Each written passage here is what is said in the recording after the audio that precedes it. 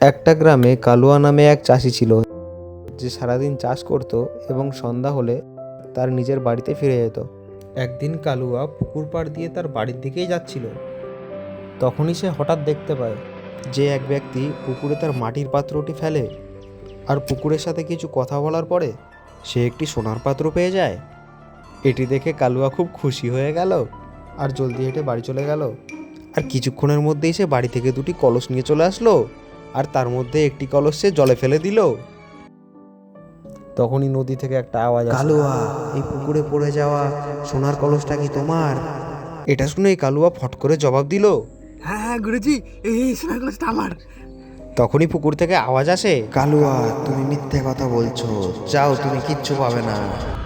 এটা শুনেই কালুয়া চিন্তায় পড়ে গেল। তারপর হঠাৎ করেই তার মাথায় একটি বুদ্ধি আসে। সে তার তৃতীয় কলসটি আবার জলে ফেলে দেয়। আবার নদী থেকে একটি আওয়াজ আসলো, কালুয়া, নদীতে পড়ে থাকা এই রূপোর কলসটা কি তোমার?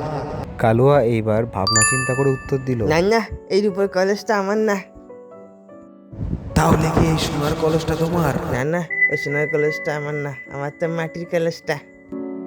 সাব্বাস কালুয়া, আমি তোমার সততা দেখে খুশি হয়েছি।